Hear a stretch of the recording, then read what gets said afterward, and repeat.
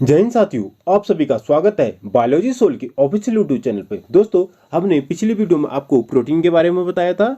आज की वीडियो में हम प्रोटीन के प्रकार व उसके स्रोतों के बारे में जानेंगे। तो चलिए शुरू करते हैं। Types of protein. प्रोटीन 3 प्रकार के होते हैं, जैसे हमने पिछली वीडियो में बात करी थी। सरल प्रोटीन, संयुक्त प्रोटीन व व्युत्पन्न प्रोटीन।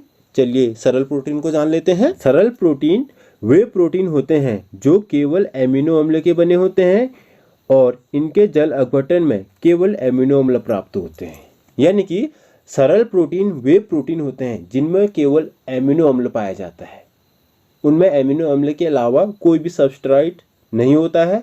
इनके हाइड्रोलाइसिस पर यानी कि इनके जल अपघटन करने पर केवल एमिनो अम्ल प्राप्त होते हैं और कोई भी पदार्थ हमारे पास नहीं होता है। इसके एग्जाम्पल है एल्ब्यूमिन, ग्लोबुलिन्स, हिस्टोन आदि। चलिए आगे बढ़ते हैं। अब बात करते हैं संयुग्मी प्रोटीन्स की या कंजुगेटेड प्रोटीन्स की। संयुग्मी प्रोटीन्स वे प्रोटीन्स होते हैं जिनमें एमिनो अम्लों के साथ अन्य अणु भी जुड़े होते हैं। यानी कि संयुग्मी प्रोटीन वे प्रोटीन होते हैं जिनमें एमिनो अम्लों के साथ साथ कोई और अणु भी जुड़े होते हैं, उन्हें संयुग्मी प्रोटीन्स कहते हैं। जैसे haemoglobin, cytochrome, mucin, heparin, glycoprotein, chromoprotein या फॉस्फोप्रोटीन इत्यादि इसके एग्जाम्पल हैं।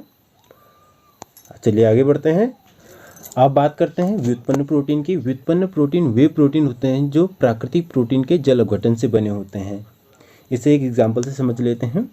जैसे हमें एक पैंट बनानी होती है तो सबसे पहले हम पैंट का कपड़ा खरीदते हैं। उसके बाद टेलर के पास जाकर उसे सिलवाते हैं और फिर पहनते हैं। तो वो पैंट जो है कपड़े की ही होती है, लेकिन उसे हमें सिलवाना पड़ता है, फिर जाके पहनना पड़ता है। उसी प्रकार प्राकृतिक प्रोटीन का जब हम जल अपघटन करते हैं तो व्युत्पन्न प्रोटीन बनते हैं। यानी कि व्युत्पन्न प्रोटीन प्रोटीन ही होते हैं, लेकिन प्रोटीन में थोड़ा बहुत चेंजेस होता है, तो उन्हें हम क्या कहते हैं? व्युत्पन्न प्रोटीन कहते हैं। इसके एग्जाम्पल है पेप्टोन, प्रोटीएजेज और पॉलीपेप्टाइड्स। चलिए आगे बढ़ते हैं।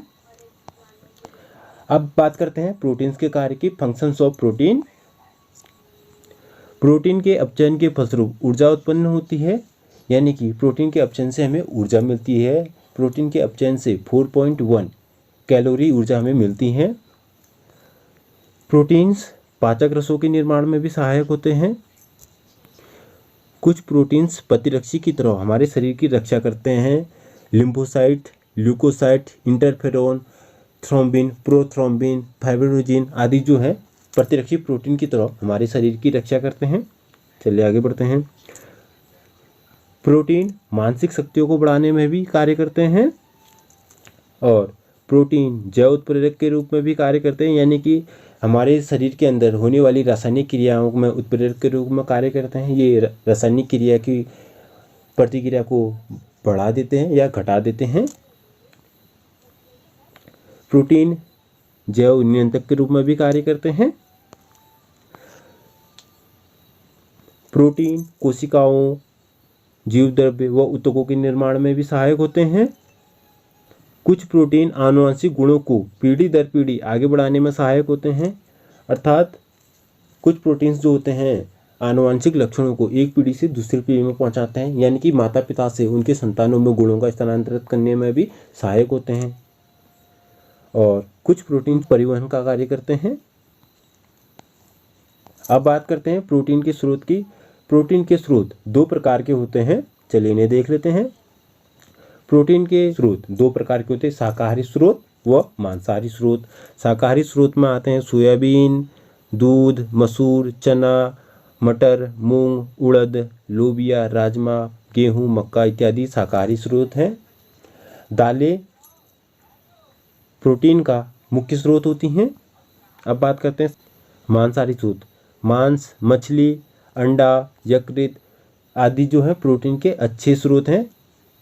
दोस्तों, आज की वीडियो में बस इतना ही। अगली वीडियो में हम प्रोटीन के स्वरूपों के बारे में जानेंगे व प्रोटीन की अधिकता व कमी से होने वाले रोगों के बारे में जानेंगे। अगर यह वीडियो आपको अच्छा लगा हो तो लाइक करें, शेयर करें और सब्सक्राइब करें। तब तक